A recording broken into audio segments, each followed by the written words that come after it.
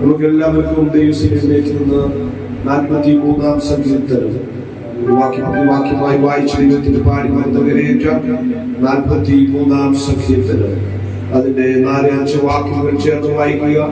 43-ാം സങ്കീർത്തനത്തിന്റെ 4-5 വാക്യം ചേർന്ന് വായിക്കും. തലമുറ തലമുറയാ കരുതുന്ന ദൈവമേ, നിൻ സ്നേഹത്തിനാഴം പാർക്കുവാൻ നീർച്ചിരാ.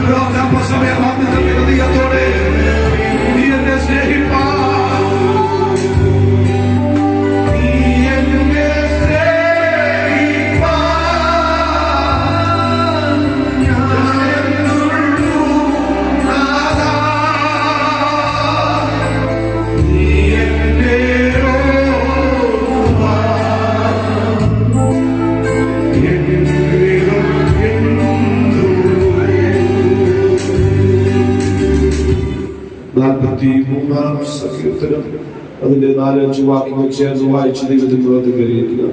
ദൈവമേ, എനിക്ക് ന്യായം പാലിച്ചു തരണമേ. പറ്റികെട്ട ജാതിയോട് എന്റെ വ്യവഹാരം നടത്തണമേ. വഞ്ചന അനീതിയുള്ള മനുഷ്യൻ തന്നെ വിടുവിക്കണമേ.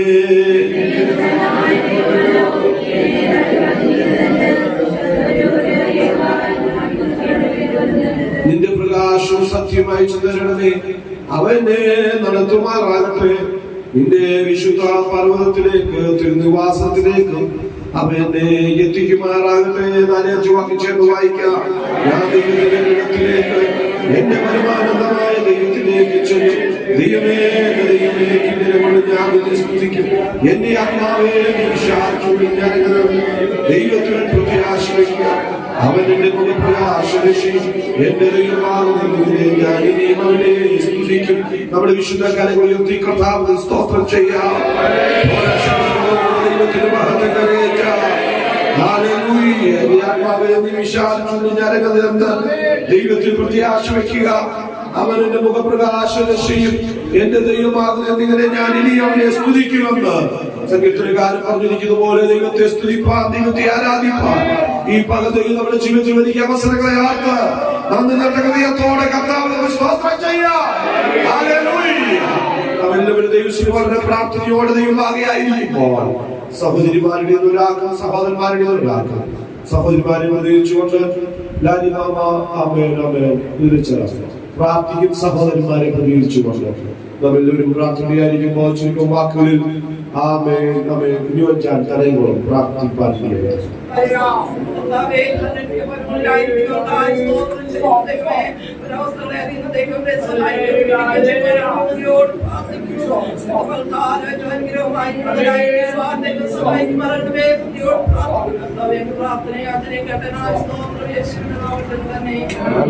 സഹോദരന്മാർ പ്രാർത്ഥിക്കും.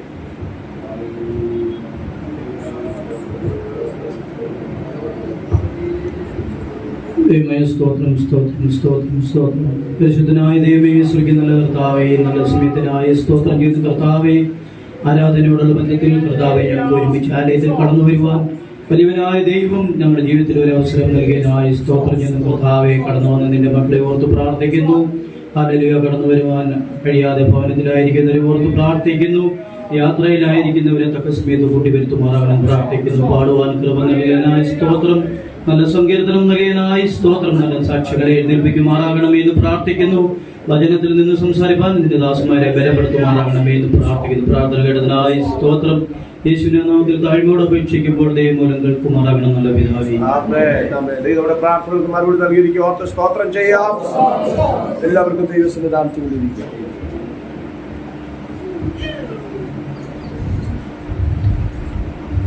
ഈ അനുഗ്രഹമായ നല്ല നിമിഷങ്ങളെ ഓർത്ത് കർത്താവിന് സ്തോത്രം ചെയ്യുന്നു.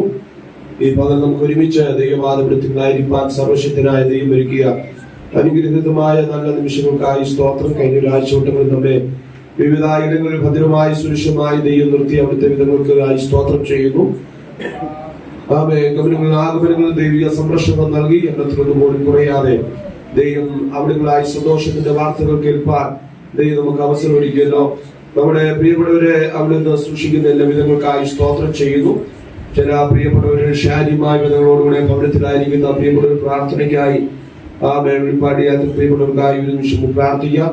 പണ്ടൂരെ പ്രിയ മാതാവിന് പൂർണ്ണമായ ഒരു സൗഖ്യം ദൈവം നൽകേണ്ടതിനായി ദൈവങ്ങൾ പ്രാർത്ഥിക്കുക. ഇപ്പോൾ മകളുടെ ഭവനത്തിൽ ചെങ്ങറയിൽ ഡിസ്ചാർജ് ചെയ്ത് കടന്നു വരുവാൻ ഇടയായിത്തീർന്നു. ആഹാര പദാർത്ഥങ്ങൾ കഴിപ്പാൻ കഴിഞ്ഞിട്ടില്ല. ശരീരത്തിൽ അതിൻ്റെതായ ക്ഷീണങ്ങളുണ്ട്. പൂർണ്ണമായ സൗഖ്യം ദൈവം നൽകേണ്ടതിനായി ദൈവമക്കൾ ആത്മാർത്ഥമായി ദാസിക്കായി പ്രാർത്ഥിക്കുക. ശിഷ്യന്മാർ ശ്വാസം മുട്ടലിനായി ഭാരപ്പെടുന്നു. ദൈവത്തിന്റെ വലിയ അത്ഭുതകരം ദാസികളുടെ നീട്ടേണ്ടതിനായി നമുക്ക് ശക്തമായി പ്രാർത്ഥിക്കാം. പ്രിയ ഡേയ്സ് മാമ ഭവനത്തിൽ വിശ്രമത്തിലായിരിക്കുന്നല്ലോ. കാലിൻ്റെതായ ഭാരത്തിൽ പ്ലാസ്റ്ററിട്ടായിരിക്കുന്നു. ദൈവം പൂർണ്ണമായ സൗഖ്യം ദൈവം നൽകേണ്ടതിനായി പ്രാർത്ഥിക്കാം. പി കെ ഭാവിച്ച പൂർണ്ണമായ ഒരു സൗഖ്യത്തിലേക്ക് ദൈവം നൽകേണ്ടതിനായി അത്ഭുത പ്രവൃത്തികൾ ദൈവം അയക്കേണ്ടതിനായി പ്രാർത്ഥിക്കാൻ. അമ്മയ്ക്ക് പൂർണ്ണമായ ഒരു സൗഖ്യം ദൈവം നൽകുവാൻ ഇന്ന് നമ്മുടെ നാട്ടിലുണ്ടല്ലോ. പൂർണ്ണമായ ഒരു വിടുതൽ സഹോദര പുത്രന്റെ ഓപ്പറേഷൻ കഴിഞ്ഞ ദിവസം നടക്കുവാൻ ഇടയായിരുന്നു. സഭയാനം പ്രാർത്ഥിച്ചു. ഐസിയുലേക്ക് മാറ്റിയിട്ടുണ്ട്. പൂർണ്ണമായ ഒരു സൗഖ്യം പ്രിയ മകന് ദൈവം നൽകേണ്ടതിനായി പ്രാർത്ഥിക്കാം. ദൈവം അനുവദിക്കുന്ന വർഷം പ്രിയ നിഖിൽ ഇന്ന് പ്രഭാതത്തിൽ മേശേക്സിന്റെ യാത്ര ചെയ്ത് നാളെ പ്രഭാതത്തിൽ കടന്നു വരാൻ ആഗ്രഹിക്കുന്ന ചില ദിവസങ്ങൾ ഇവിടെ ആയിരിക്കുന്നത് പ്രിയമാന്റെ ജീവിതത്തിൽ അനുഗ്രഹത്തിന് കാരണമായി തീരുവാൻ യാത്രകളിൽ ദൈവീയ സംരക്ഷണം ദൈവം നൽകേണ്ടതിനായി നമുക്ക് ഒരു നിമിഷം ദൈവത്തിന്റെ പ്രാർത്ഥിക്കും. എല്ലാവരും ദൈവത്തിന്റെ സ്തോത്രം ചെയ്താട്ട് നമ്മുടെ രോഗികളെ സൗഖ്യമാക്കുന്ന ബന്ധന്മാർ വിടുതൽ നൽകുന്ന അത്ഭുതത്തിന്റെ വലിയ ദൈവപ്രവൃത്തി ഈ ദിവസങ്ങളിൽ നമ്മുടെ കൂടാരങ്ങളിൽ വ്യക്തിപരമായി അവരായിരിക്കുന്ന സ്ഥലങ്ങളിൽ യാത്രയിലായിരിക്കുന്നവരിൽ ശാരീരികമായ വിടുതലുകൾ വെളിപ്പെടേണ്ട വിഷയങ്ങളെ ദൈവകര അനുകൂലമായി ചലിക്കേണ്ടതിനായി അല്പസമയം എല്ലാവരും ദൈവസ്ഥനെ സ്തോത്രം ചെയ്താട്ട് എല്ലാ കരകളടിച്ച് അല്പസമയം ദൈവത്തിൽ മഹത്വം കരയേറ്റ ആ ദൈവാത്മാവിന്റെ വലിയ പരിവർത്തനങ്ങൾ കൂടാരങ്ങളുടെ രോഗികളുടെ അവരുടെ ദൈവാത്മാവിന്റെ ശക്തി വ്യാപരിപ്പാൻ ദൈവപ്രവൃത്തി വെളിപ്പെടുവാൻ ശാരീരിക വിടുതൽ സംഭവിപ്പാൻ മാനസിക വിടുതൽ സംഭവിപ്പാൻ വ്യക്തിപരമായ ജീവിതത്തിന്റെ ഇത് പകർത്താൻ വേഗമോടുന്ന വചനത്തിന്റെ ശക്തിയാലുള്ള ദൈവപ്രവൃത്തി തന്റെ ജനത്തിന്റെ സൗഖ്യമായി തീരേണ്ടതിനായി യേശുവിന്റെ അധികാരമുള്ള നാമത്തിൽ ഞങ്ങൾ സഭയായി ഇതിന്റെ ജനത്തിനായി ഞങ്ങൾ പ്രാർത്ഥിക്കുന്നു. ജനത്തിനെ കൽപ്പിക്കണമേ. അടുത്ത ദിനം ഞങ്ങളോട് ഒരുമിച്ച് ജനത്തെ ആരാധനയ്ക്കായി ദൈവം ഒരുക്കുമാറാകണമെന്ന് പ്രാർത്ഥിക്കുന്നു. അവിടുത്തെ കരം അനുകൂലമായി ചലിക്കണം, സൗഖ്യമാക്കണമേ. കർത്താവേ, എണ്ണത്തിലൊന്നും പോലും കുറയാതെങ്ങളായി അവിടുന്ന് സുരക്ഷമായ കൃപകൾക്കായി സ്തോത്രം ചെയ്യുന്നു. അവൻ ദുഷ്ടന്റെ എല്ലാ കെടുതികളും ഞങ്ങളെ വിടുതൽ നൽകണമേ. ദൈവപ്രവൃത്തിക്കാതിന്റെ ജനത്തെ ഒരുക്കണമെന്ന് പ്രാർത്ഥിക്കുന്നു. ദൈവകൃപയാ ഞങ്ങളെ പൊതിയണം യേശുവിൻ നാമത്തിൽ തന്നെ. ആമേൻ. വളരെ പ്രാർത്ഥനയോടെ ദൈവഭാഗിയായിരിക്കാം. 43-ാം സങ്കീർത്തനമാണല്ലോ ഈ പകൽ നാം വായിക്കപ്പെടുവാനിടയായിട്ടുള്ളത്. 43-ാം സങ്കീർത്തനം 42-ാം സങ്കീർത്തനത്തിന്റെ തനി ആവർത്തനമെന്ന് ചില വേദഭാഗങ്ങളിലൂടെ നമുക്ക് മനസ്സിലാക്കാൻ കഴിയുന്നുണ്ട്. സങ്കീർത്തന പുസ്തകം 1-ാം അധ്യായം 1-ാം സങ്കീർത്തനം മുതൽ അതിന്റെ 40 വരെയുള്ള സങ്കീർത്തനങ്ങൾ 41 വരെയുള്ള സങ്കീർത്തനങ്ങൾ 1-ാം സങ്കീർത്തനം മുതൽ 41-ാം സങ്കീർത്തനം വരെ 1-ാം ഭാഗമെന്നാണ് വേദപണ്ഡിതന്മാർ അതിനെ തരംതിരിക്കപ്പെടുവാനിടയായത്. 42 മുതൽ ഉള്ള വേദഭാഗം 2-ാം സങ്കീർത്തനത്തിന്റെ ഭാഗമായിട്ട് തരംതിരിക്കപ്പെടുവാനിടയായിത്തീരുന്നുണ്ട്. ഈ 2-ാം സങ്കീർത്തനവും 43-ാം സങ്കീർത്തനവും തമ്മിൽ ഒരേ സാഹചര്യത്തിൽ എഴുതപ്പെട്ടിരിക്കുന്ന സങ്കീർത്തനമാണ്. അതുകൊണ്ടാണ് അതിന്റെ പ്രത്യേകമായ ശീർഷകത്തിൽ മറ്റൊന്നും രേഖപ്പെടുത്തുവാൻ കഴിയാതിരിക്കുന്നത്. ഒരേ സാഹചര്യത്തിലാണോ രേഖപ്പെടുത്തിയിരിക്കുന്നത് എന്നുള്ളത് മനസ്സിലാക്കണമെങ്കിൽ ഇതിന്റെ 1-2 വാക്യങ്ങൾ തനി ആവർത്തനമായി 42-ഉം 43-ഉം സങ്കീർത്തനത്തിൽ നമുക്ക് മനസ്സിലാക്കാൻ കഴിയുന്നുണ്ട്. അതിന്റെ 5-ാം വാക്യവും 43-ാം സങ്കീർത്തനത്തിന്റെ 5-ാം വാക്യവും തനി ആവർത്തനമാണ്. 43-ാം സങ്കീർത്തനം 5-ാം വാക്യം ഇങ്ങനെ പറയുന്നു: എന്റെ ആത്മാവെ നീ വിഷാദിച്ച് ഉള്ളിൽ ഞരങ്ങരുത്, ദൈവത്തിൽ പ്രത്യാശ വയ്ക്കുക. അവൻ എന്റെ മുഖപ്രകാശരക്ഷയും എന്റെ ദൈവമാകുന്നു എന്നിങ്ങനെ ഞാൻ ഇനി അവനെ സ്തുതിക്കും. 43-ാം സങ്കീർത്തനം 5-ാം വാക്യവും അതേ വാക്യം ശകലം തന്നെയാണ്. എന്റെ ആത്മാവെ നീ വിഷാദിച്ച് ഉള്ളിൽ ഞരങ്ങരുത്, ദൈവത്തിൽ പ്രത്യാശ വയ്ക്കുക. അവൻ എന്റെ മുഖപ്രകാശരക്ഷയും എന്റെ ദൈവമാകുന്നു എന്നിങ്ങനെ ഞാൻ ഇനിയും അവനെ സ്തുതിക്കും. തനിയാവർത്തനമാണല്ലോ 42, 43-ന്റെ 5-5 വാക്യങ്ങൾ. അപ്പോൾ തന്നെ 43-ാം സങ്കീർത്തനത്തിന്റെ അതിന്റെ 9-ാം വാക്യം 42-ാം സങ്കീർത്തനത്തിന്റെ 9-ാം വാക്യം അതിന്റെ 43-ന്റെ 2-ാം വാക്യവും ഏകദേശവും ഒരേ ഭാഗമായിട്ടാണ് നമുക്ക് മനസ്സിലാക്കാൻ കഴിയുന്നത്. 42-ാം സങ്കീർത്തനം 9-ാം വാക്യം പ്രകാരം പറയുന്നു: നീ എന്നെ മറന്നതെന്ത്, ശത്രുവിന്റെ ഉപദ്രവഹേതുവായി ഞാൻ ദുഃഖിച്ച് നടക്കേണ്ടി വന്നതുമെന്തെന്ന് ഞാൻ എന്റെ പാറയായ ദൈവത്തോട് പറയും. 43-ാം സങ്കീർത്തനത്തിന്റെ 2-ാം വാക്യം: നീ എന്റെ ശരണമായ ദൈവമല്ലോ, നീ എന്നെ തള്ളിക്കളഞ്ഞിരിക്കുന്നത് എന്ത്, ശത്രുവിന്റെ ഉപദ്രവഹേതുവായി ഞാൻ ദുഃഖിച്ച് നടക്കേണ്ടി വന്നതും എന്ന്. അപ്പോ 42-ഉം 43-ഉം സങ്കീർത്തനങ്ങൾ ഒരേ സാഹചര്യത്തിൽ നിന്നാണ് എഴുതപ്പെട്ടിരിക്കുന്നത്. ഇത്യാദി വാക്യങ്ങളിലൂടെ നമുക്ക് മനസ്സിലാക്കാൻ കഴിയുന്നുണ്ട്. അസ്ഥി തകർക്കത്തക്ക നിലയിൽ വെല്ലുവിളി ഉയർത്തിയ ആത്മീയ മണ്ഡലത്തിന് വെല്ലുവിളി ഉയർത്തിയ പ്രതിസന്ധിയുടെ നടുവിൽ അത് 42-ാം സങ്കീർത്തനത്തിൽ അത് രേഖപ്പെടുത്തിയിട്ടുണ്ട്. 10-ാം വാക്യം: നിന്റെ ദൈവം എവിടെ എന്ന് എന്റെ ശത്രു ഇടപെടാതെ എന്നോട് പറഞ്ഞുകൊണ്ട് എന്റെ അസ്ഥി തകർക്കത്തക്ക വണ്ണം എന്നെ നിന്ദിക്കുന്ന ജനസമൂഹത്തിന്റെ നടുവിൽ അവൻ വിഷാദമുഖനായി തീർന്ന ഈ സങ്കീർത്തനക്കാരൻ തന്റെ വിഷാദത്തെ നേരിടുവാൻ, വിഷാദത്തെ ജയിപ്പാൻ 3 ചിന്തകൾ ആണ് ഈ 42-ാം സങ്കീർത്തനത്തിലൂടെ താൻ നേടിയെടുക്കുവാൻ കഴിഞ്ഞത്. അത് കഴിഞ്ഞ ഞായറാഴ്ച ഞാൻ ഇവിടെ പറഞ്ഞു. 4-ാം വാക്യത്തിൽ പറയുന്നു, 4-ാം വാക്യത്തിൽ പറയുന്നു: ഉത്സവം ആചരിക്കുന്ന പുരുഷാരത്തിന്റെ സന്തോഷവും സ്വോത്രമായ സ്വരത്തോടെ സമൂഹമെത്തി ഞാൻ ദേവാലയത്തിൽ ചെന്നത് ഓർത്ത് എന്റെ ഉള്ളം എന്നിൽ പകരുന്നു.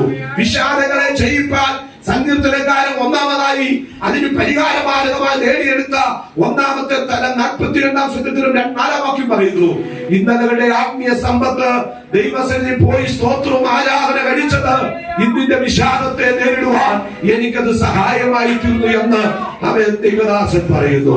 അത് മാത്രമല്ല, തന്റെ വിഷാദത്തെ നേരിടുവാൻ താൻ സഹായമാക്കി തീർത്താൻ രണ്ടാമത്തെ തന്റെ ആത്മീയമായ ആലോചന പരിഹാര മാർഗം 6-ാം വാക്യം 42-ാം വാക്യത്തിൽ കഴിഞ്ഞ ആഴ്ച ചിന്തിച്ചു. ആമേൻ. എന്റെ ദൈവമേ, എന്റെ ആത്മാവ് എന്നെ വിഷാദിച്ചിരിക്കുന്നു, അതുകൊണ്ട് യോർദാൻ പ്രദേശത്തും ഹെർമോൻ പർവ്വതങ്ങളിലും മിസ്സാർ മലയിൽ വെച്ച് ഞാൻ നിന്നെ ഓർക്കുന്നു.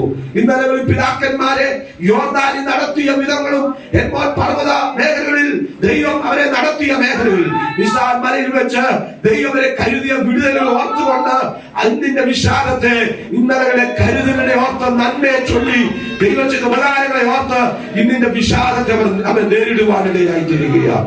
എത്ര പേര് ഇന്ന് മകൻ അത് വിശ്വസിക്കുന്നുണ്ട്? കരങ്ങളുയർത്തി കർത്താവിന് സ്തോത്രം ചെയ്യുന്നത്. മൂന്നാമതായി താൻ വിഷാദത്തെ നേരിടുവാൻ പരിഹാരമാർഗമായി നേടിയെടുത്ത മൂന്നാമത്തെ പരിഹാരമാർഗം കഴിഞ്ഞ ആഴ്ച ചിന്തിച്ചത് 42-ാം സങ്കീർത്തനം 1-ാം വാക്യം, ആ നീർത്തോടിലേക്ക് ചെല്ലുവാൻ കാക്ഷിക്കുന്ന പോലെ ദൈവമേ, എന്റെ ആത്മാവ് നിന്നോട് ചേരുവാൻ കാക്ഷിക്കും. ദൈവവുമായുള്ള ഒരു അഭേദ്യമായ ബന്ധവും ആമേൻ ആമേൻ പരിശുദ്ധാത്മാവിന്റെ സാന്നിധ്യത്തിൽ താൻ മുകുലിതമായി നിലനിൽപ്പാൻ ആഗ്രഹിക്കുന്ന ദൈവസന്നിധിയിൽ എത്തപ്പെടുവാൻ ഈ ലോകത്തിന്റെ ഏത് കാര്യങ്ങൾക്കപ്പുറത്ത് എപ്പോൾ ഞാൻ ദൈവസന്നിധി ചെല്ലുവാൻ ഇടയായിത്തീരുമെന്നുള്ള ആ ഭാവി പ്രത്യാശയോർത്ത് ദൈവസന്നിധിയിൽ ആമേൻ വിഷാദങ്ങളെ നേരിടുവാൻ ഇടയായിത്തീരുന്നു. പ്രിയമുള്ള ദൈവമക്കളെ, 42-ാം സങ്കീർത്തനത്തിൽ വിഷാദത്തെ നേരിടുവാൻ ആ ഭക്തൻ അവലംബിച്ച 3 മാർഗങ്ങൾ, അവൻ നിത്യതയെ പറ്റിയുള്ള ദൈവ സാന്നിധ്യത്തെ പറ്റിയുള്ള ഒരു ബോധത പുതിയ വിശ്വാസികൾക്ക് ഉള്ളിൽ ഭരിക്കുന്നെങ്കിൽ നമ്മുടെ വിഷാദത്തെ നമുക്ക് നേരിടുവാൻ കഴിയും. നമ്മുടെ കർത്താവിന്റെ വരവ് ഏറ്റവും ആസന്നമായിരിക്കുന്നു എന്നും എന്റെ യേശുവിന്റെ സന്നിധി ചേരുന്നത് എന്റെ സകല പ്രശ്നങ്ങൾക്കും ഒരു അറുതി വരുമെന്നുള്ള ഒരു ആത്മമണ്ഡലത്തിന്റെ ആത്മീയ പരിഹാരം ആരുള്ളിൽ വഹിക്കുന്നുവോ അവർ ഇന്നിന്റെ പ്രശ്നത്തെ സധൈര്യം നേരിടുവാനുള്ള ഒരു ആത്മകരുത്ത് അവർക്ക് ഏറ്റെടുക്കുവാനിടയായിത്തീരും. രണ്ടാമതായി ദൈവത്തെ ആരാധിക്കുന്ന ആത്മീയ സമ്പത്ത് അവർ വിഷാദത്തെ എഴുതിടുവാനിടയായിത്തീരും. മൂന്നാമതായി ഭക്തൻ പറയുന്നു, ഇന്നലകളിൽ ഞങ്ങളുടെ പിതാക്കന്മാരെ നടത്തിയ കുത്തൊഴുക്കിന്റെ നടുവിൽ, യോർദാന്റെ നടുവിൽ, കരകൊണ്ടൊഴുകുന്ന യോർദാന്റെ നടുവിൽ, ഇനി ഒരു വിടുതലിൽ നിന്ന് ചിന്തിക്കുന്ന യോർദാന്റെ നടുവിൽ യോർദാനെ കീറി മുറിച്ചുകൊണ്ട് അക്കരുടെ വായ്ത്തത്വം നൽകിയ ദൈവം ഇന്നിന്റെ വിഷാദമുഖമായ സാഹചര്യങ്ങളെ നേരിടുവാൻ ഞങ്ങളുടെ ദൈവ സർവശക്തനാണ്. ഹെർമോൻ പർവ്വതത്തിൽ, സീനായി പർവ്വതത്തിൽ ഇസ്രായേൽ ജനത്തിന് ന്യായപ്രമാണം കൈമാറിയതുപോലെ ഒരു ചട്ടം നിയമം നൽകി ഞങ്ങളെ ഇന്നലെ ഞങ്ങളുടെ പിതാക്കന്മാരെ വഴി നടത്തിയ ദൈവം അവിടുത്തെ നിയമത്താൽ ഞങ്ങളെ നിലനിർത്തുവാൻ ശക്തനാണെന്ന് അവർ വിഷാദമുഖമായ സാഹചര്യത്തിൽ ജയിച്ച് ദൈവസന്നിധിയിൽ പാടുവാൻ ഈ ഭക്തന് കഴിഞ്ഞു എന്നുള്ളതാണ് 42-ാം സങ്കീർത്തനത്തിൽ മനസ്സിലാക്കാൻ കഴിയുന്നത്. എന്നാൽ 43-ാം സങ്കീർത്തനത്തിൽ ഈ തന്റെ വിഷാദത്തെ നേരിടുവാൻ താൻ അവലംബിച്ച മാർഗങ്ങൾ 42-ാം സങ്കീർത്തനത്തിൽ നേരിട്ടപ്പോൾ തന്നെ 43-ാം സങ്കീർത്തനത്തിൽ ദൈവസന്നിധി തന്റെ സകല വിഷയങ്ങളെയും സറണ്ടർ ചെയ്യുന്ന ഒരു ഭക്തനെയാണ് മനസ്സിലാക്കാൻ കഴിയുന്നത്. അതുകൊണ്ടാണ് വിഷാദമുഖത്തിലായിരിക്കുന്ന ഭക്തൻ തന്റെ എല്ലാം തന്റെ ജീവിതത്തിന്റെ ആരംഭവും തന്റെ ജീവിതത്തിന്റെ അവസാനവും തന്റെ എല്ലാ വിഷയങ്ങളുടെയും പരിഹാരം ഞാൻ പരിഹരിക്കുകയല്ല, എന്റെ എല്ലാ വിഷയങ്ങളുടെ പരിഹാരം എനിക്ക് ദൈവത്താൽ തന്നെ ഉണ്ടാകണമെന്ന പ്രതീക്ഷയോടെ ഈ ഭക്തൻ ദൈവസന്നിധിയിലായിരിക്കുന്ന ഒരു ഹൃദയത്തെയാണ് 43-ാം സങ്കീർത്തനത്തിൽ മനസ്സിലാക്കാൻ കഴിയുന്നത്. അതുകൊണ്ടാണ് 1-ാം വാക്യത്തിൽ പറയുന്നത്, 43-ാം സങ്കീർത്തനം 1-ാം വാക്യം ഒന്ന് വായിക്കുക. അതുകൊണ്ട് സങ്കീർത്തനക്കാരൻ പറയുന്നു, ദൈവമേ എനിക്ക് ന്യായം പാലിച്ചു തരണമേ, ഭക്തികെട്ട ജാതിയോട് എന്റെ വ്യവഹാരം നടത്തണമേ. ഇവിടെ വിഷാദമുഖമായിരുന്ന സങ്കീർത്തനക്കാരൻ ജീവിതത്തിൽ ഒരു വിടുതന്റെ പ്രവൃത്തിക്കായി ദൈവത്തിന് കേഴുമ്പോൾ താനായി പരിഹാരമാർഗം കണ്ടെത്താതെ ദൈവസന്നിധിയിൽ തന്റെ സകല വിഷയങ്ങളെയും താൻ സറണ്ടർ ചെയ്യുവാൻ ആഗ്രഹിക്കുക. അതുകൊണ്ടാണ് പറയുന്നത്, എനിക്ക് ന്യായം പാലിച്ചു തരണമേ. ഭക്തികെട്ട അസ്ഥി തകർക്കത്തെ കൊണ്ട് 42-ാം സങ്കീർത്തനം വായിച്ചു. അസ്ഥി തകർക്കത്തെ കൊണ്ട് വെല്ലുവിളിയെത്തിയ ജനസമൂഹത്തിന്റെ നടുവിൽ ഭക്തൻ പറയുന്നു, ഭക്തികെട്ട ജാതിയോട് എന്റെ വ്യവഹാരം ഞാനായിട്ട് നടത്തുകയല്ല, എന്റെ ദൈവം എനിക്കത് നടത്തി തരണമേ. ഇന്ന് പകരത്തവർക്ക് പറയാൻ കഴിയും, ദൈവത്തിനാൽ ഒരു പരിഹാരത്തിനായി, വിഷയങ്ങൾ ദൈവസന്നിധിയുടെ പരിഹാരത്തിനായി കാത്തിരിപ്പാൻ ആഗ്രഹിക്കുന്ന ദൈവങ്ങളോട് നാമായിട്ട് പരിഹാരമാർഗം അവലംബിക്കുകയല്ല, ദൈവസന്നിധിയിൽ നമ്മുടെ വിഷയങ്ങളെ സറണ്ടർ ചെയ്തെങ്കിൽ ദൈവം നമ്മുടെ വിഷയങ്ങൾക്ക് പരിഹാരകനാണ്. സ്തോത്രം. എത്ര പേര് വിശ്വസിക്കുന്നുണ്ട്? ദൈവം ന്യായം പാലിച്ചു തരുന്നവനാണ്. നമ്മുടെ വാഴ്ത്തപ്പെടുന്ന കർത്താവിനെ പറ്റി, യേശുക്രിസ്തുവിനെ പറ്റി ശ്രദ്ധിക്കുമ്പോ അവന്റെ താഴ്ചയിൽ അവന് ന്യായം കിട്ടാതെ പോയി. സ്തോത്രം. അവന്റെ താഴ്ചയിൽ അവൻ എന്ത് കിട്ടാതെ പോയി? ന്യായം കിട്ടാതെ പോയി. താഴ്ച ന്യായം കിട്ടാതെ പോയി. എങ്കിലും ഒരു കാര്യം ഞാൻ പറയാം, ചില വിഷയങ്ങൾക്ക് ന്യായം കിട്ടാതെ പോകുന്ന സാഹചര്യം ഉണ്ടെങ്കിൽ അതിന്റെ മറുഭാഗത്ത് ഒരു ബഹുദ്ധമായ, വിശാലമായ, സാമൂഹ്യപരമായ ഏതോ ദൈവപ്രവൃത്തികൾ അതിനു മറഞ്ഞു കിടപ്പുണ്ട് എന്നുള്ളതാണ്. ചില വിഷയങ്ങൾക്ക് പരിഹാരങ്ങൾ ന്യായം ലഭ്യമാകാൻ കഴിയുന്നില്ലെങ്കിൽ അത് നിന്നിൽ തന്നെ ഒതുങ്ങുന്ന ഒരു പരിഹാര മാർഗമല്ല, അത് സാമൂഹ്യപരമായി വലിയൊരു നിന്നിലുള്ള വിടുതൽ, അത് സാമൂഹ്യപരമായ ഒരു വിടുതലാക്കി മാറ്റുന്ന ഒരു ദൈവപ്രവൃത്തിയാണ്. അതുകൊണ്ടാണ് യേശു കർത്താവിന് ഈ ലോകത്തിന്റെ മതകോടതിയിൽ നിന്ന് ഒരു ന്യായം കിട്ടാതെ പോയി. ന്യായം കിട്ടാതെ പോയപ്പോൾ പീലാത്തോസിന് തന്നെ രക്ഷിക്കുവാൻ ആഗ്രഹമുണ്ടായിരുന്നു. ഏറ്റവും അവസാനം കൈ കഴുകിയിട്ട് കഴിഞ്ഞ ആഴ്ച പറഞ്ഞു, ജനങ്ങൾക്ക് കൈ കഴുകിയിട്ട് പറഞ്ഞു, ഈ നീതിമാന്റെ രക്തത്തിൽ എനിക്ക് എന്തില്ല, പങ്കില്ല. രക്ഷിക്കണമെന്ന് ആഗ്രഹമുണ്ടെങ്കിലും ന്യായം പാലിച്ചു കൊടുക്കണമെന്ന് ആഗ്രഹമുണ്ടായിട്ടും പീലാത്തോസിന് കഴിഞ്ഞില്ല. ജനത്തിന്റെ ആരവാരം അത്ര വലുതായിരുന്നു. പക്ഷേ തന്റെ താഴ്ചയിൽ തനിക്ക് ന്യായം കിട്ടാതെ പോയെങ്കിലും, നിങ്ങൾക്കറിയാമോ, രക്ഷാപ്രമാണം 53-ാം അധ്യായത്തിൽ കടന്നു വരുമ്പോൾ അവിടെ ഒരു വചനപ്രകാരം പറയുന്നു, അവൻ സമ്പന്നന്മാരോടുകൂടെ കൊള്ള മുതൽ പങ്കിടുവാൻ തക്കവണ്ണം അവൻ മക്കളെ കണ്ട് ദീർഘായുസ് പ്രാപിക്കത്തക്കവണ്ണം കാൽവരി ക്രൂശിന്റെ മരണം സമൂഹപരമായ ഒരു വലിയ ദൈവീയ ഉത്ഥാനത്തിനും വീണ്ടെടുപ്പിനും കാരണമായി തീർന്നു.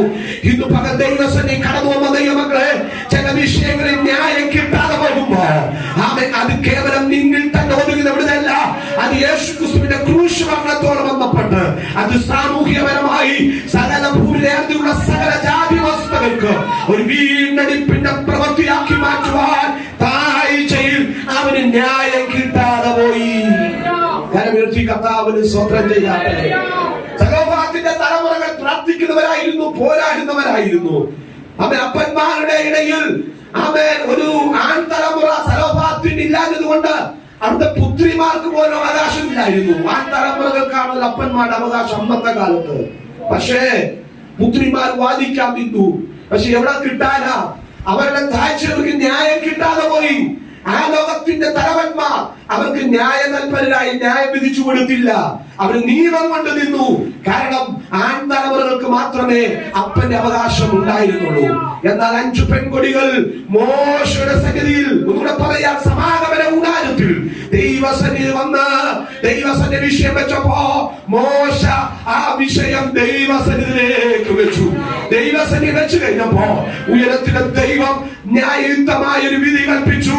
ഇപ്രകാരമാണ് പറയുന്നത്, സലോഫാത്തിന്റെ തലമുറ പറഞ്ഞതും പ്രാർത്ഥിച്ചതും പോരാടുന്നതും ശരി തന്നെ. അതുകൊണ്ട് മോശ, നീ ഒരു കാര്യം ചെയ്യണം.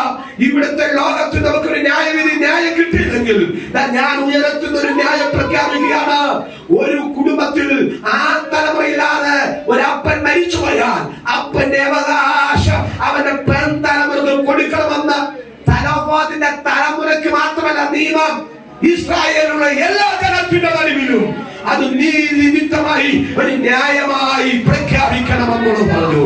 ഇന്ന് പറഞ്ഞാൽ ദൂത് പറയാം, ചിലപ്പോ നിന്റെ വിഷയത്തിന്റെ ന്യായം കിട്ടാതെ പോകുന്നതിന്റെ പിന്നിൽ അത് നിന്റെ മാത്രം വിടുതലായി തീരാനല്ല, അത് സമൂഹപരമായി ചില ദൈവ പദ്ധതികൾക്ക് വേണ്ടി, ചിലതിന്റെ കണ്ണുനീരിന്റെ വിടുതലായി, ചിലതിന്റെ ഉദ്ധാരണത്തിനായി ദൈവം ചില വഴികളാക്കി മാറ്റാൻ ദൈവം പദ്ധതി ഒരുക്കുകയാണെന്ന് എത്ര വരുന്നവർ അത് വിശ്വസിക്കുന്നുണ്ട്. കരമുയർത്തി കർത്താവിന് സ്വന്തം ചെയ്താട്ടെ. ഈ ലോകത്തിന്റെ ഗവൺമെന്റിന്റെ കോടതിയിലേക്ക് പോകുമ്പോൾ നിങ്ങൾക്കറിയാം, ഗവൺമെന്റ് സംബന്ധമായി എന്തെങ്കിലും തർക്ക വിഷയങ്ങളുണ്ടെങ്കിൽ, പ്രയോജന സംബന്ധമായ എന്തെങ്കിലും വിഷയങ്ങൾ തീർപ്പ് കൽപ്പിക്കണമെങ്കിൽ ഒരു അധ്യാപകനോ അല്ലെങ്കിൽ ഏതെങ്കിലും വിഷയത്തിൽ ഒരു തീർപ്പ് കൽപ്പിക്കാൻ ചെന്നാൽ കോടതി ആ വിഷയം എടുത്തു കഴിയുമ്പോൾ അത് നീതിയുക്തമാണെന്ന് തിരിച്ചറിഞ്ഞാൽ കോടതി വിധി പാസാക്കുന്ന ആ വ്യക്തിക്ക് വേണ്ടി മാത്രമല്ല, എന്താ ചെയ്യുന്നറിയാമോ, ആ വിഷയം കറക്റ്റ് ആണെങ്കിൽ അതിനോട് ബന്ധപ്പെട്ടുള്ള സകല വിഷയത്തിനും എന്തുണ്ട് ഒരു പരിഹാരമുണ്ട്. ഇത് പറഞ്ഞാൽ ഇത് പറയാം, ഇവിടുത്തെ ഒരു വ്യക്തിയുടെ നടുവിലല്ല നീ നിന്റെ വിഷയം കൊണ്ട് വെച്ചിരിക്കുന്നത്. ഇവിടെ പശ പിടിച്ച് ബാധിക്കുന്നവരുണ്ടെങ്കിൽ എന്താ നിന്റെ ദൈവത്തിന്റെ പ്രത്യേകത?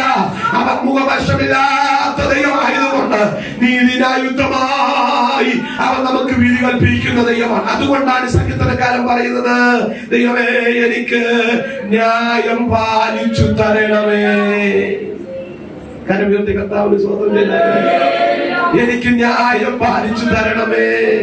അടുത്ത പദം ശ്രദ്ധിച്ച്, ആരുടെ നടുവിൽ പറ്റികെട്ട ജാതിയോട് എന്റെ വ്യവഹാരം നടത്തണമേ. വിശുദ്ധ വേദപുസ്തകം പരിശോധിക്കുമ്പോൾ അനവധി വ്യക്തികൾക്ക് ദൈവം ജാതീയ മേഖലകളുടെ നടുവിൽ വ്യവഹാരം ദൈവം നടത്തി നൽകിയിട്ടുണ്ട്. എല്ലാം പറയുവാൻ എന്റെ സമയമില്ല, നിങ്ങൾ വീട്ടിൽ ചെന്ന് വായിക്കണം. 1 ശമൂവേലിന്റെ പുസ്തകം അതിന്റെ 24-ാം അധ്യായം 11 12 വാക്യം വായിപ്പിക്കാൻ സമയമില്ല. ദാവീദിന് ശൗലിന്റെ നടുവിൽ ന്യായം കിട്ടി. ന്യായം കിട്ടാതെ പോയ സാഹചര്യം ഉണ്ടായിരുന്നു. തന്നെ കൊല്ലുവാൻ വേട്ടയാടിയ ശൗൽ രാജാവിന്റെ നടുവിൽ ദാവീദിന് ന്യായം കിട്ടി. ഞാൻ വിവരിക്കുന്നില്ല. ഇന്ന് പകൽക്കാലം ദൈവം ന്യായമായി വ്യവഹരിക്കുന്നവനാണ്, വ്യവഹാരം നടത്തുന്നവനാണ്. ഉൽപ്പത്തി പുസ്തകം 26-ാം അധ്യായത്തിൽ 2ാമത്തെ വ്യക്തിത്വം നിങ്ങളെ പരിചയപ്പെടുത്താം. ഞാൻ വിവരിച്ചു പോയ സമയത്തിലാകും. ഉൽപ്പത്തി പുസ്തകം 26-ാം അധ്യായം നിങ്ങൾക്കറിയാവുന്ന വസ്തുതയാണ്. അബ്രഹാമിന്റെ കാലത്തുണ്ടായതുപോലെ ക്ഷാമം ഇസഹാക്കിന്റെ കാലത്തും ഗെരാറിൽ ഉളവായി. അബ്രഹാമിന്റെ കാലത്തുള്ളതുപോലെ ക്ഷാമം ഇസഹാക്കിന്റെ കാലത്തുണ്ടായി. അബ്രഹാമിന്റെ കാലത്തുണ്ടായ ക്ഷാമം ഇസഹാക്കിന്റെ കാലത്തുണ്ടായപ്പോൾ അബ്രഹാമിനുണ്ടായതുപോലൊരു പ്രലോഭനം ഇസഹാക്കിനുണ്ടായി.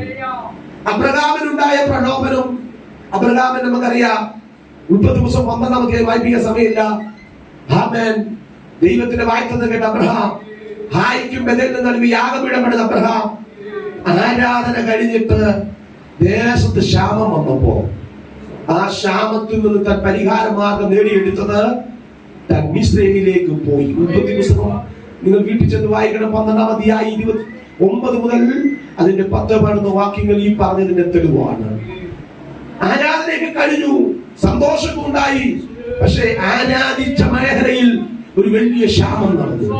ക്ഷാമം വന്നപ്പോൾ അബ്രഹാം എങ്ങോട്ട് പോയെന്ന വചനം പറയുന്നത്, അവൻ മിസ്രൈമിലേക്ക് ഓടിപ്പോയി. പറഞ്ഞാൽ ദൂത് പറയാം, പ്രാർത്ഥിച്ച് ഏറ്റെടുക്കുന്ന വിടുതലുകൾ ആ വിടുതലിൽ നിലനിൽക്കുക എന്നുള്ളതാണ് ദൈവം ആഗ്രഹിക്കുന്നത്.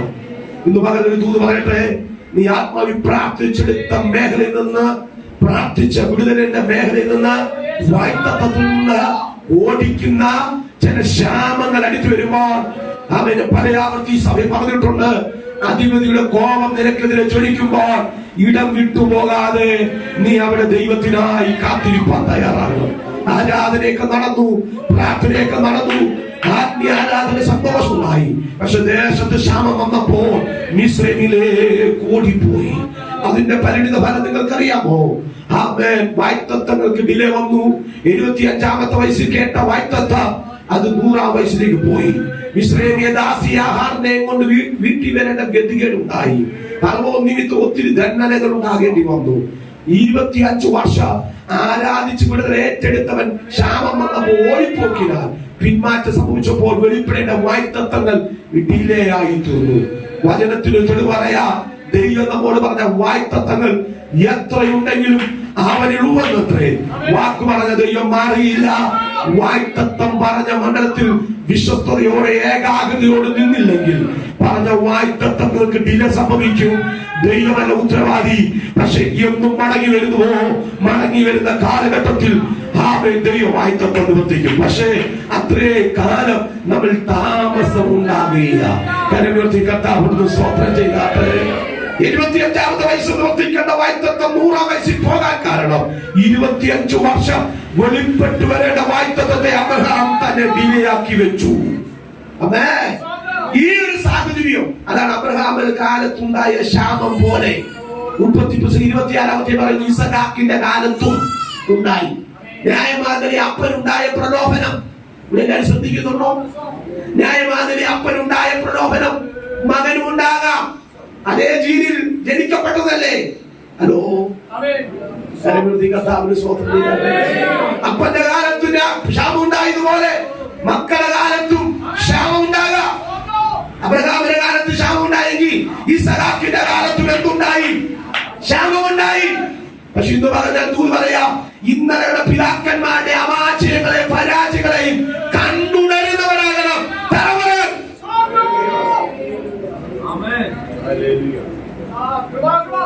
എന്റെ അപ്പന്റെ കാലത്ത് ശാപം വന്നു, അതുകൊണ്ട് ഞാൻ അപ്പനെ ജയിക്കാൻ കഴിഞ്ഞില്ല, എനിക്കും ജയിക്കാൻ പറ്റത്തില്ലെന്ന് പോകാനല്ല. അപ്പന്റെ ജീവിതത്തിൽ വന്ന പരാജയം മക്കളുടെ ജീവിതത്തിൽ സംഭവിക്കാതിരിക്കണമെങ്കിൽ മക്കൾ അപ്പന്റെ വഴി വിട്ട് ദൈവസന്നിധിയിൽ പ്രതികരിക്കാൻ തയ്യാറാവുമ്പോ പിതാക്കന്മാരുടെ കാലത്തുണ്ടായ പോരായ്മകൾ നിന്റെ കാലത്ത് പരിഹരിക്കപ്പെടും. അതുകൊണ്ടാണ് അപ്പന്മാർ പച്ചമുന്തിരിക തിന്നാൻ മക്കളുടെ വല്ല വിളിക്കുമോ? യഹെസ്കേൽ പ്രവാചക ദിവസം 18-ാം അധ്യായം 1-ാം വാക്യത്തിലുണ്ട്, അപ്പന്മാർ പച്ചമുന്തിരിക തിന്നു മക്കളുടെ വല്ല പുളിച്ചു. 2 വാക്യമുണ്ട്. അപ്പന്മാർ പച്ചമുന്തിരിക തിന്നു മക്കളുടെ വല്ല പുളിച്ചെന്ന് യഹെസ്കേൽ പ്രവാചക ദിവസം 18-ാം അധ്യായം 1-ാം വാക്യവും. മറ്റൊരു വാക്യത്തിൽ പറയുന്നു, അപ്പന്മാർ പച്ചമുന്തിരിക തിന്നാൽ മക്കളുടെ വല്ല പുളിക്കുമോ എന്നൊരു പദവും. ഈ 2 വാക്യത്തിനും 2 നിലയുള്ള അർത്ഥമാണ്. ഒന്ന് പറയാ, ഞാൻ പരാമർശത്തിൽ പറഞ്ഞിട്ടുണ്ട്, അപ്പന്മാര് പച്ചമുന്തിരിക തിന്നു, എന്നാൽ മക്കളും അപ്പന്മാര് കടന്നുപോയ വഴിയിൽ മക്കളും കടന്നുപോയാൽ അപ്പന്മാർക്ക് പല്ല് കുളിച്ചതുപോലെ മക്കൾക്കും പല്ല് കുളിക്കും. മനസ്സിലായില്ല? അപ്പന്മാർ ദൈവഹിതമല്ലാത്ത വഴിയിലൂടെ നടന്നു, എന്നാൽ മക്കളുടെ കാലം വന്നപ്പോ അതേ വഴിക്ക് മാറ്റമില്ല. അപ്പന്മാര് നടന്ന വഴിയിൽ തന്നെ മക്കളും നടന്നാൽ അപ്പന്മാർക്ക് പച്ചമുന്തിരിക പൊളിച്ചതുപോലെ മക്കൾക്കും എന്ത് ചെയ്യും? പൊളിക്കും. ഇനി അടുത്ത ഭാഗം യഹെസ്കേൽ പ്രവാചക ദിവസം 18-ാം 1-ാം വാക്യത്തിന്റെ വ്യാഖ്യാനം, അപ്പന്മാർ പച്ചമുന്തിരിക തിന്നു മക്കളുടെ വല്ല് പുളിക്കുമോ എന്നൊരു പദം കൊടുത്തിട്ടുണ്ടല്ലോ. ആ പദത്തിന്റെ അർത്ഥം എന്ന് പറഞ്ഞാൽ അപ്പന്മാർ ദൈവഹിതമല്ലാത്ത വഴി നടന്നപ്പോ മക്കള് തിരിച്ചറിഞ്ഞു, ഈ വഴി നടന്ന കാര്യം നടക്കത്തില്ല, ഇത് നാശത്തിലേക്കും ഇത് ശാപത്തിലേക്കാണ് പോകുന്നത്. പക്ഷെ പ്രതികരിക്കേണ്ട സമയത്ത് പ്രതികരിക്കാമെന്ന് തിരിച്ചറിഞ്ഞ് ഘോരപുത്രന്മാർ പ്രതികരിച്ചതുപോലെ ദൈവമേ തിരുവാസം എത്ര മനോഹരമെന്ന് പറഞ്ഞ് ദൈവസന്നി പ്രതികരിച്ചതുപോലെ മക്കൾ പ്രതികരിക്കാൻ തയ്യാറായപ്പോ അപ്പന്മാർക്ക് പല്ല് പുളിച്ചതുപോലെ മക്കൾക്ക് പുളിച്ചില്ല. കർത്താവിന് സ്വപ്നം ചെയ്താട്ടെ.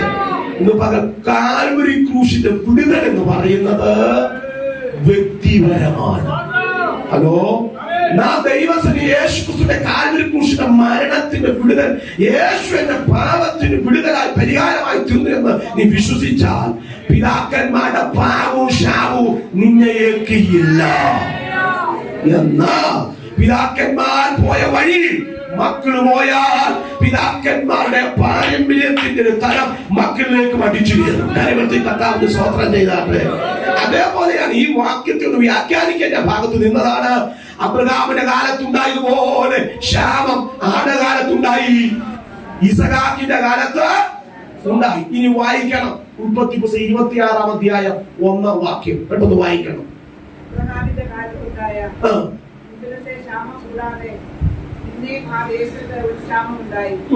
അപ്പോൾ ഇസ്ഹാക്ക് ഗെരാരിൽ ഫെലിസ്ത്യരുടെ രാജാവായ അബീമേലെക്കിന്റെ അടുക്കൽ പോയി. യഹോവ അവന് പ്രത്യക്ഷനായി അരുളിച്ചെയ്തതെന്നാൽ, നീ മിസ്രയീമിലേക്ക് പോകരുത്. ശ്രദ്ധിച്ചേ, ഇത് ദൈവത്തിന്റെ ഒരു കരുണയാ കേട്ടോ. അന്ന് അപ്പൻ ശാപം വന്നപ്പോ മിസ്രയീമിലേക്ക് ഓടിയപ്പോ തമ്പുരാൻ മനസ്സിലായി, ഈ അപ്പന്റെ മോൻ തന്നെയാണല്ലോ ആര്? ഇസഹാക്ക്. ഇവന്റെ ഉള്ളിലും എന്തുണ്ടാകും? എന്നൂടെ നിൽക്കേ. ഇവിടെ ആരും അപ്പന്മാരും അമ്മമാരും ഇല്ലെന്ന് ഇവന്റെ ഉള്ളിൽ ന്യായമാന്നില്ല ആ ഒരു പ്രലോഭനം എല്ലാവരും ഉണ്ടോ? തമ്പുരാന് മനസ്സിലായപ്പോ തമ്പുരാൻ പറയട, അബ്രഹാമിന്റെ കാലത്ത് വലിയൊരു പരാജയം നടന്നത്, ഇസഹാക്കിന്റെ കാലത്തും ആ ഒരു പരാജയം ഉണ്ടാകാതിരിക്കണം.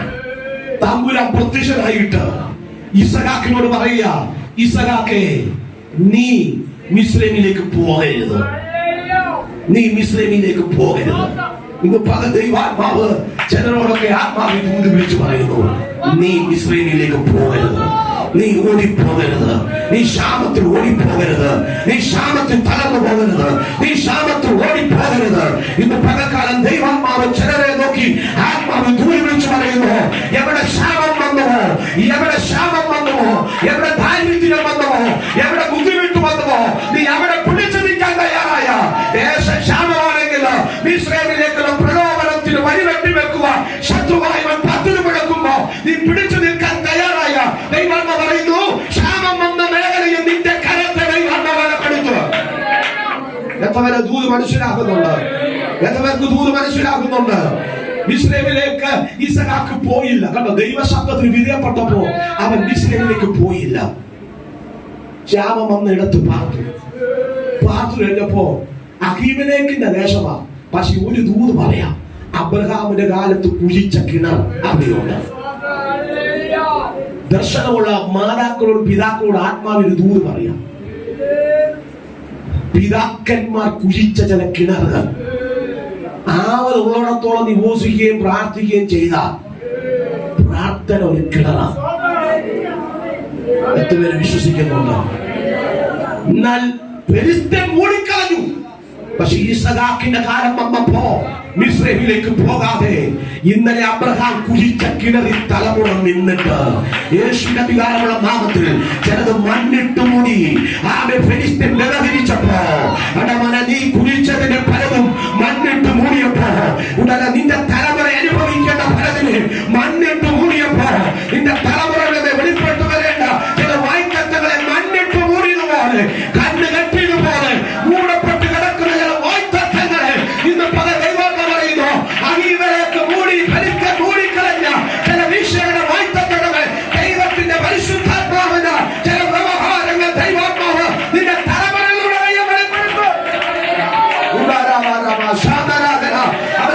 നിന്റെ കാലത്ത് കുഴിച്ചതാ. പക്ഷെ എവിടെയോ മൂടിപ്പെട്ടുപോയി, എവിടെയോ മൂടപ്പെട്ടുപോയി, എവിടെയൊക്കെ അസ്ഥിവാരം കൊണ്ടുപോയി, എവിടെയൊക്കെ മൂടിക്കളഞ്ഞ വിശ്വാസം. പക്ഷെ ഇന്ന് പകൽക്കാലം കൃപയുള്ള തലമുറ മുമ്പാകെ മൂടിക്കളഞ്ഞത് തമ്പുരാൻ ചിലത് തുറക്കും.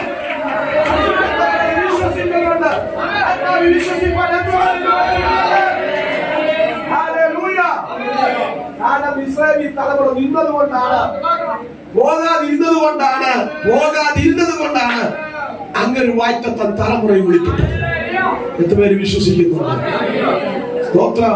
വീഴ്ചതിനെ മൂടി തുറന്നു. അമേ, കണ്ണുനീര് വിതച്ചാൽ ആർപ്പോട് കൊയ്യും. പക്ഷെ കണ്ണുനീര് കൊണ്ട് ചില പിടിക്കണം, കണ്ണുനീര് കൊണ്ട് ചില വിതയ്ക്കപ്പെടണം, ചിലത് ആർപ്പോട് കൊയ്യും. തലമുറയുടെ കാലം വന്നപ്പോൾ ആദ്യം പ്രയത്നം ഇങ്ങനെ കമ്പിപ്പാലൊന്നും എടുക്കേണ്ടി വന്നില്ല. മനസ്സിലായില്ല?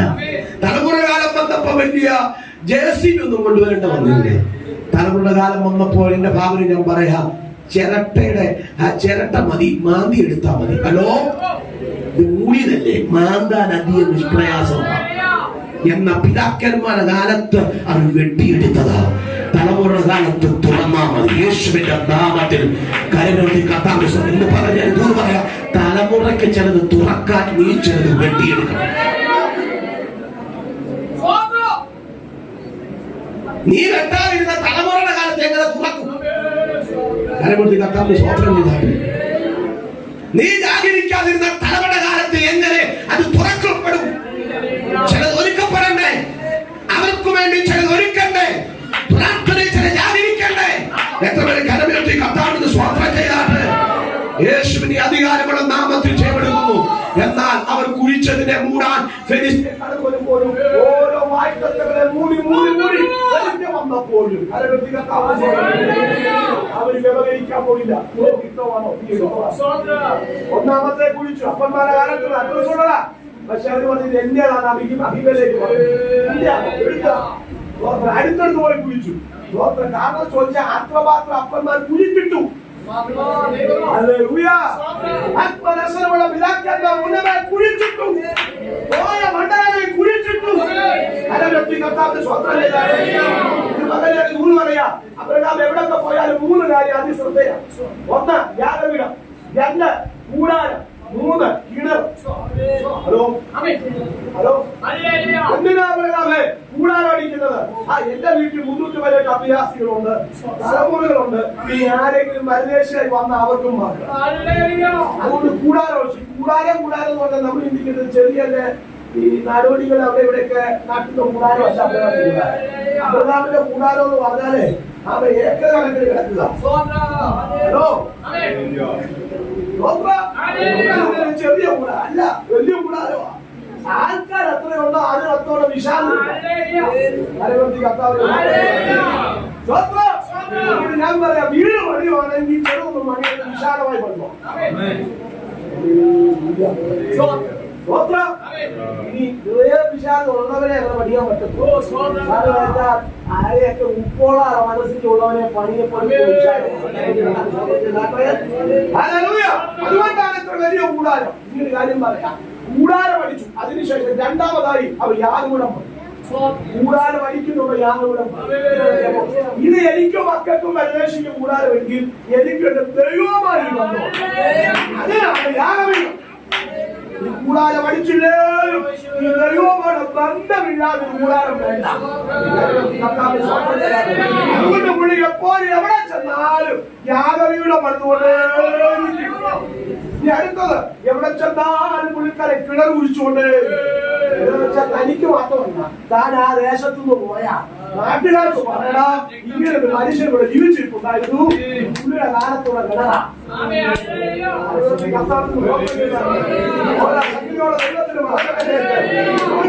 ശബരിയാക്കാരി സ്ത്രീ പറഞ്ഞൊരു വീമ്പടക്കുന്ന പദം പറഞ്ഞല്ലോ, ഇത് ഞങ്ങളുടെ പിതാക്കന്മാരുടെ കിണറാ.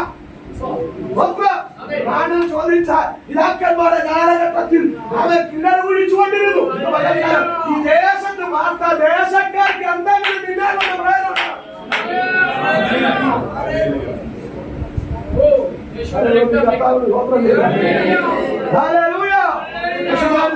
അവസാനിപ്പിക്കുക. കുഴിച്ചതെല്ലാം മൂടിക്കളഞ്ഞെങ്കിലും വ്യവഹരിക്കാൻ ഇസഹാക്ക് പോയില്ല. നിനക്ക് ഇഷ്ടം പോലെ എടുത്തോളാൻ പറഞ്ഞു. എന്താ ഇങ്ങ് വന്നിട്ട് അടുത്തൊരു അവസാന വാക്യം പറയുന്നു, എന്ന് പേരിട്ട് അവനൊരു കുഴി കുഴിച്ചു. അഹിമലേക്ക് കടന്നു വരാൻ കഴിഞ്ഞില്ല. അപ്പൊ പ്രകാരം പറയാ, എനിക്കും നിനക്കും തമ്മിലൊരു നിയമമുണ്ട് എന്ന് പറഞ്ഞ ദൈവത്തിന്റെ സാന്നിധ്യത്തെ ശത്രു തിരിച്ചറിഞ്ഞു. പറയാ, നീ ദൈവത്തിന്റെ സാന്നിധ്യത്തോടെ പറയാൻ പറയാൻ നിന്റെ വ്യവഹാരം ദൈവം നടത്തി തരും.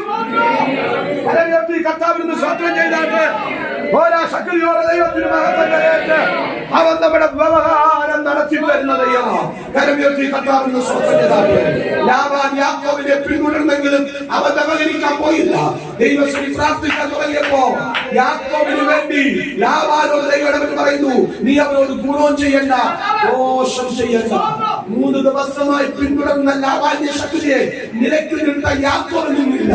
അവൻ ദൈവത്തിന്റെ ശബ്ദം കേട്ട് ലാബാന്റെ വീട്ടിൽ ഇറങ്ങി തിരിച്ചതാണെങ്കിൽ യാത്ര ചെയ്യേണ്ടവന് വേണ്ട സുരക്ഷിതത്വം നൽകേണ്ടത് ദൈവമാകയാൽ പ്രാർത്ഥിച്ച യാക്കോബിന്റെ കുടുംബത്തിനകത്ത് പോരായ്മയുള്ളപ്പോൾ ദൈവം ഭക്തനെ മാനിച്ച് ദൈവപ്രവൃത്തി ഗൃഹത്തിനകത്ത് വെളിപ്പെട്ടെങ്കിൽ ഇന്നിപ്പോ ദൈവം പറയുന്നു, കരയുന്ന പ്രാർത്ഥിക്കുന്ന ദൈവങ്ങളെ നിന്റെ കൂടാരത്തിനകത്ത് പലരും മലിനവസമാകുമ്പോഴും ദൈവസന്നിധിയിലിരിക്കുന്ന പ്രാർത്ഥിക്കുന്ന നിനക്ക് വേണ്ടി നിന്നെ ഓർത്ത് ദൈവം ചില കാര്യങ്ങളിൽ വ്യവഹാരം നടത്തി ശത്രുവിന്റെ പീഡകളിൽ നിന്ന് ദൈവത്തിന്റെ വിമുക്തമാക്കാൻ എന്റെ ദൈവം സർവശക്തനാണ്. കരമുയർത്തി കർത്താവിന് മഹത്വം കരേറ്റ്. അതുകൊണ്ട് ഇന്ന് മകൾ പറ, അതുകൊണ്ട് ഭക്തൻ പറയുന്നു, നീ എന്തിനാ ഉള്ളിൽ വിശാലിച്ചിരിക്കുന്നത്?